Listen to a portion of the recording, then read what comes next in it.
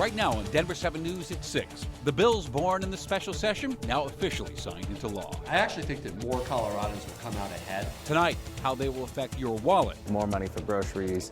Maybe you can pay off a credit card payment, get a needed car repair. We're digging into the real-life impacts for all Coloradans. Dry and cool across the state for tonight. It is going to be a warmer day on Wednesday, ahead of a strong storm set to roll in late Thanksgiving Day. Plus, from the roads to the skies, we're preparing you for one of the busiest travel periods of the year. The busy time will be the week before Thanksgiving and, just the days after. The travel trends this Thanksgiving holiday. The skies will be extremely busy this Thanksgiving. Well, good evening, and thanks so much for joining us on this Tuesday evening. I'm Shannon Ogden. And I'm Jessica Porter. With the special session behind us, you might be wondering how much you'll be saving on property taxes. Meantime, if you're a renter, you might be wondering if costs will be reduced for you. Well, tonight, Denver7's Brandon Richard has a closer look at the bills passed by lawmakers and the impact on all Coloradans. Well, Colorado lawmakers passed several pieces of legislation during their 4-day special session, and this is legislation that's going to impact nearly every Coloradan, whether you're a homeowner or not. No matter who they are, costs are going up for every Coloradan. It's really hard out here right now. This property tax stuff's got me pretty wound up. Governor Jared Polis signed a package of bills he says will help. They include a bill to limit property tax increases by reducing the residential assessment rate and increasing the portion of a home's value not subject to taxes. And it was actually even more immediate relief than what Prop HH would have had. How much an individual homeowner saves depends on where they live and the value of their home. But lawmakers say most homeowners can expect to save a few $100s. That's real money for a lot of people that are struggling, for people on fixed incomes, for seniors. But many homeowners will still likely pay more than last year due to rising property values. The governor says that's where next year's Tabor refund comes in handy. Lawmakers are making those refunds equal for every taxpayer, which they say will especially benefit renters and lower income earners. That means more money for groceries.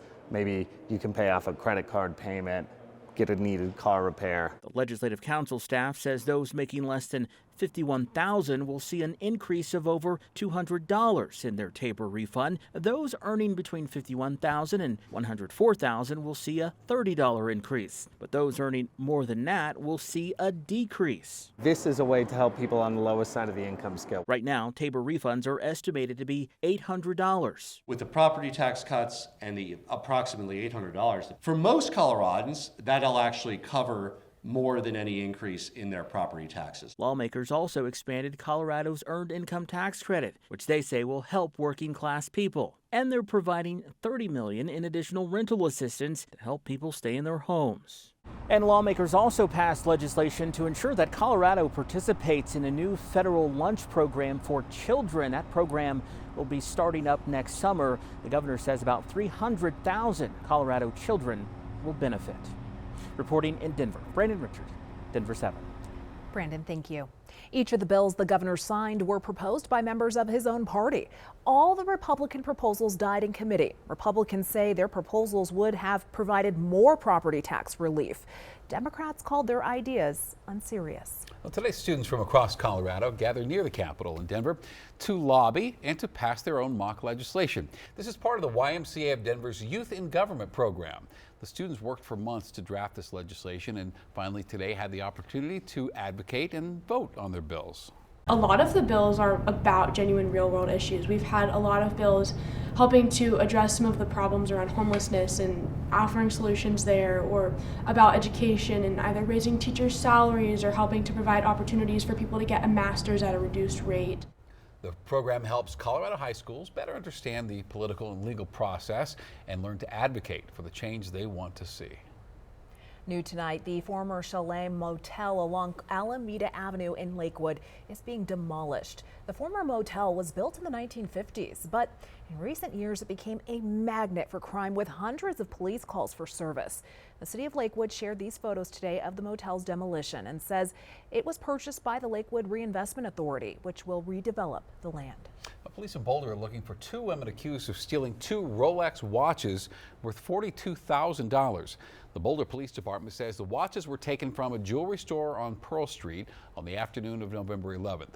Police say The woman distracted an employee and then took the watches before walking out of the store. One of the watches sells for $30,000, the other for $12,000. So if you have any information, you are asked here to call Boulder Police. Tonight, the busy Thanksgiving travel period is officially underway, just 2 days ahead of the holiday. And across the country, some 49 million people will be driving to their Thanksgiving destination. AAA says the worst time to leave is tomorrow between 2 and 6, but there is some good news though if you're around here traveling along I-70. The governor announced today the Mountain Express lanes will stay open longer starting tomorrow through Sunday. CDOT will open the westbound lanes from 7 a.m. to 7 p.m. The eastbound lanes will be open from 9 a.m. to 8 p.m. Now to the skies. Today is the second busiest day for air travel over the holiday period. You can see on this live flight tracker from FlightAware just how many planes are up right now. Tomorrow and Monday are expected to be the busiest days at airports across the country, including DIA. Get here with plenty of time. Make sure that you check our website, flydenver.com, for parking availability, TSA wait times, that sort of thing, so you can be as prepared as possible for your travels. The airport estimates that about 785,000 people will pass through for the Thanksgiving holiday, and that's a 13% increase compared to last year. Well, the weather could make travel a little dicey depending on where you're headed for the holiday. Katie LaSalle's in with a closer look at some of those trouble areas, Katie. Good evening, you guys. Here across Colorado, it was a dry, clear day. We're still that way all across the region. On the East Coast, though, a very different story. A line of strong storms producing heavy rain, even snow up over higher terrain over the Northeast, Boston, up into Canada. Do be prepared for travel delays if you are traveling that way or have any loved ones coming in towards Colorado. Our next storm isn't set to arrive until late Thursday. From the Pacific Northwest near Seattle, already picking up some widespread rain. Tomorrow we have a nice dry and warm day ahead. Daytime highs will be in the mid to upper 60s for the metro area, but that storm arrives late Thanksgiving evening. Snow and cold are set to arrive for Friday. So we have a great service for you happening right now. We have free travel personalized forecast with Metro University students hanging by right now, you guys. Thanks, Katie. And speaking of those students, we're here to help you plan your holiday travel with a custom travel forecast. As Katie mentioned, this is a live look at those folks from the local meteorology schools here in the Denver7 studios tonight to take your calls. So whether you're traveling by plane or car or I don't know what other things there are, we can help you out. So call that holiday helpline, 303-777-7492. Those fine folks will create a personalized weather forecast for wherever and whenever you're going. And they'll be doing this until 7 o'clock tonight. Safe travels. Well, several local ski resorts are set to open this week. Beaver Creek Resort, Steamboat, and Crested Butte will welcome back skiers and snowboarders tomorrow. Aspen Mountain and Snowmass will open on Thanksgiving. Telluride was also set to open on Thanksgiving, but some warmer than average weather is pushing the opening date to December 2nd. We're ready to shop! Still ahead, shopping for a good cause. We're paying it forward on our 70th birthday celebration. Thanksgiving is all about the joys of food and celebrating, and everyone deserves to be able to do that. Tonight, we're giving back ahead of Thanksgiving, thanks to your help.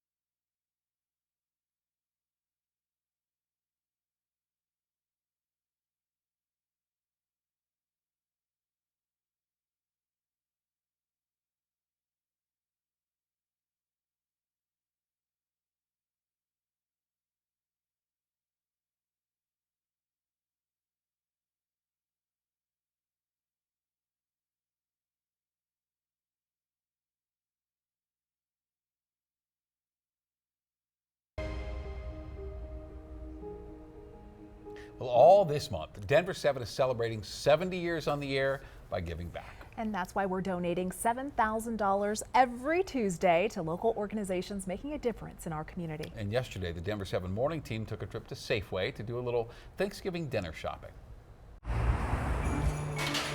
We're at Safeway today, which is a great partner with Denver7 in our Holiday Helpings food drive already, where people can donate right at checkout and round up to the nearest dollar amount, and all the money stays right here in the community. We're ready to shop. Let's do this. I'm ready to shop. 1, 2, 3. Back to the turkeys. Safeway's partnership with Denver7 has been amazing. Bringing the anchors in, letting them shop. Look at that one. Where I gotta get that big guy. Oh yeah. There we go. Oh, there we go. Guys.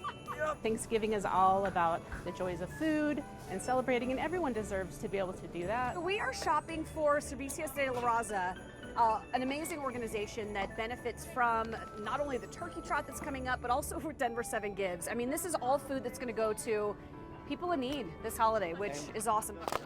It's always family, right? It's always about being able to be with other people, friends and family. And the food is a big part of that, of course. Turkey, stuffing, everything's going to be within that meal. Oh yeah, all the fixings. Yep. Yeah, sweet potatoes, green beans, you name it. It's about giving a portion of what I have to others because that's just the right thing to do. Hopefully this eases their stress a little bit, helps out families in need in our community. Yeah, we're just having fun shopping. Oh, look at all this good. You got this. Right, you got help this. me out. Help me out. Come on. So we're totaling up our purchase $2,119.80. Look at that. There you go. We raised over $1.8 million with our Holiday Helpings campaign, thanks to our partnership with Denver7, and that's over 33,000 gift cards that we were able to give to families. So thousands of people were able to really have a nice Thanksgiving last year. Coming through. Beep, beep, beep, beep. Let's just squeeze as much as we can in there. Yeah, I'm thinking some of the box stuff. That is a lot of rolls. Catch it. You have to have dessert. Bread over here. Okay. We're at Servicios de la Raza, and I mean, this is such an amazing organization. Getting food into people's hands, into some of these families that, you know, it's hard right now. Everything is so expensive and people are struggling. So it's so nice to be able to come in this room and see that we can be a part of this and help and to give a little of what people need this holiday. Help has arrived. Plus we're giving a check for $5,000, which is awesome. Yeah. On behalf of Denver7 Gives and all our generous viewers, we would love to present you with this check. For $5,000. Yes! This will benefit the community by feeding hundreds of individuals across the Denver metropolitan area. Tuesday, November 21st, starting at 9 o'clock, we'll be providing a distribution. First come, first serve here at Servicios de la Raza. Thank you. So much to give. And as you heard there, yesterday we shopped and gathered those supplies for Servicios de la Raza, and today was distribution day. Volunteers were out in Denver giving away turkeys, sides, and clothing. And the donation today to Servicios de la Raza was made possible, of course, because of you, our generous Denver7 Gives viewers, all those who donated. So thank you, thank you, thank you. And that's the good it's doing there. And if you'd like to help with our efforts to give back to the community, perhaps consider donating to our Denver7 Gives General Fund. You can just head to denver7.com/gives and then click on Donate Now. Then select Denver7 Gives General Fund on the drop-down menu. All right, we'll get to the forecast in just a second, but I want to remind you we have one last chance here. You can get a personalized weather forecast for wherever, however, whenever you are traveling for Thanksgiving. So our Denver7 Holiday Travel Hotline is open until 7 p.m. Yeah, it doesn't matter where you're going, we will help you. We're teaming up with meteorology students from local universities who will get you prepared for the weather wherever you're going. Just call our hotline now, 303-777-7492. And here for an overall look at that forecast is Katie LaSalle. Hi, you guys. Hello. Whether you're flying to Florida or driving to Durango, they really have been answering phone calls for just people who have questions about the weather. Yeah, it's been It's great. been nice. So keep calling. You got another 45 minutes. 45 minutes or so. In terms of what's happening here across the state today, it was a lot milder, a lot of sunshine we saw. Temperatures topping out in the 50s. It is clear, cool, and dry right now. Observed highs in the upper 50s. Downtown Denver, Fort Collins, and Greeley, 40s into many of our mountain towns. Radar and satellite at this hour showing very clear conditions all across Colorado. Quiet weather will stick with us for tomorrow as well. Temperatures outside right now, we're in the low to mid 40s. Denver down into Colorado Springs, some 20s and 30s filtering into Colorado's high country. This evening it will be cool but clear by 10 o'clock, getting to 41 degrees. And overnight lows not quite as cold as this morning, still right around freezing out at the airport with low 30s as well near Fort Collins and Greeley, high 20s, Loveland and Longmont, with teens starting off into many of our mountain towns including Steamboat Springs and Leadville, getting down to the single digits down south into Alamosa with upper 20s over the far eastern plains. But it will warm up quickly for tomorrow. By 9 o'clock here in Denver, 47 degrees, a lot of sunshine and temperatures above average. So if you are heading out to DIA, no weather worries at least expected for Colorado, with dry conditions and highs in the 60s through the late afternoon and early evening. We're expecting a high of 65 out at the airport, same through Erie into downtown Denver and Castle Rock. Up in Colorado's mountain towns, 40s, even some low 50s, so unseasonably warm for tomorrow across the state with low 70s out east through Lyman and Burlington. Typically this time in November, Denver sees a high right around 50 degrees. Now as we get into tomorrow evening, clouds will increase. Temperatures, as you can see, on the mild side through the afternoon, but the winds start to gust in from the north early Thursday morning. Any plans you have for Thanksgiving, it's going to be mostly cloudy and cooler. Daytime highs in the 40s. We will stay dry though across a big portion of the state for the day, but into the evening hours, right around 5 o'clock, snow filtering into our northern mountains, impacting the I-70 corridor and here in Denver. Across the eastern plains in the overnight hours into early Friday morning, we're expecting some widespread light to moderate snow shower activity that will continue through the day on Friday. And with this area of low pressure and this cold front, it'll be a whole lot colder. Temperatures expected to only be in the 20s for Friday afternoon, with overnight lows in the teens, even some single digits. So be prepared for a weather action day on Friday. Thanksgiving Day, 43 degrees, 20s to round out the week, and then a gradual warm up with dry conditions through early next week.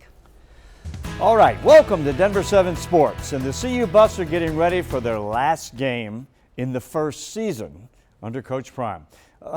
It's been a wild ride, to say the least, from a 3-0 start and the biggest story in all of sports to losses in 7 of their last 8 games and the loss of quarterback Shedeur Sanders in last Friday's blowout at Washington State. Now, Coach Prime told us today he hopes Shedeur can play Saturday against Utah, but he's day-to-day, it doesn't look good. So the Buffs are 4-7 after that 3-0 start. No bowl game this season, but Coach Prime told us he still considers it a success compared to where the program is now as to where it was a year ago, and believing that things will only get better in the future. You got to put it in perspective. There's some things that we accomplished that are tremendous. There's some things that we didn't. But we're taking a step in the right direction, 2 steps in the right direction, as a matter of fact. I'm proud of these young men. I'm proud of the coaching staff, the student body, and the support. The fans nationally, not just locally, has been phenomenal. We pretty much put a mark in college football, and what we're going to do from here on, it will never be the same. I promise you that, because I know how we're recruiting. I know what I know, and I know where we're headed. Well, Coach Prime was very sick the last week, but you saw him there. He was feeling much better today. He was smiling, upbeat, positive about the future, and he also delivered us a great answer about his expectations being so high, because he's one of the best players ever. He's on the Mount Rushmore of defensive backs. But Mount Rushmore and geography are not 2 of Prime's strong points. Expectations are out of the darn park. You got to understand, man. I mean, come on, man. Yeah. What's those little 4 heads that's in California? What do they call those? The people faces engraved? Mount Rushmore? Yeah. Come on, man. South Dakota. I sat up there. It's in where? South Dakota. I thought it was in L.A. all this time. Wow, my geography. That's the Hollywood thing? That's what I thought. I'm sorry. Thank you for educating me. Jesus, South Dakota. Yep, South Dakota. Great stuff from Prime there. But from South Dakota to Daytona Beach now. Number 18 CU in the finals of the Sunshine Slam Tournament against Florida State. Here's a top 10 SportsCenter moment. Luke O'Brien. Wow, a ball drop the hard way. Buffs up by 4 early. Then late second half, tied at 57. Julian Hammond III with the third rock. Buffs led by 3, but it went to overtime, tied at 60, and the Seminoles outscored the Buffs 17-11 in OT, and they won it 77-71. First loss of the season for CU. Buffs now 4-1. The UNC Bears in the Cancun Challenge in Mexico, by the way. Playing Chicago State today. Langston Reynolds with a huge dunk. Then in the last seconds, DeJour Reeves with a third rock. That tied it at 70 into overtime. And then Riley Abercrombie with a game winner. The Bears take it 78-77. They are 3-2 on the year. Now, intense game in Detroit last night for the Nuggets. Coach Michael Malone got ejected in the first quarter, so he was gone. By the way, the Nuggets made it official today, announcing a multi-year contract extension for the head coach. But the Nuggets did okay without him. They won on a 24-8 run. Christian Brown to Peyton Watson, 2 second-year players getting it done. Nuggets in the lead by 8. But then in the second quarter, Joker, not in a joking mood, protesting a non-call, screaming at referee Trey Maddox, and Joker got his second tee. He was ejected as well. Boy, that wasn't good, but it ended well.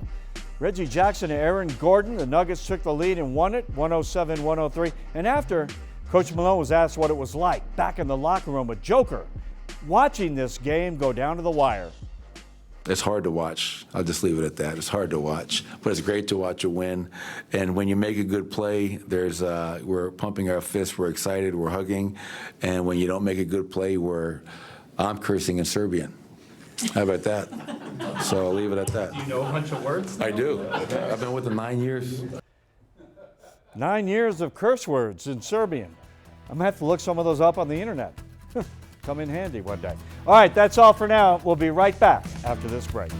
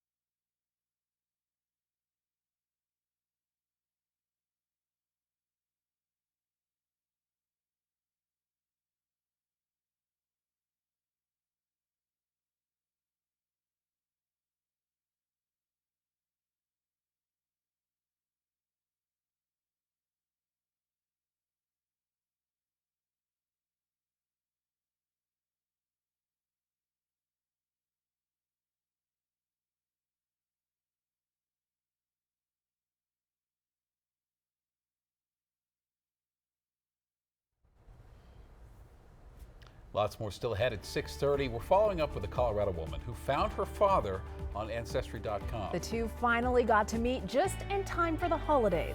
That's next.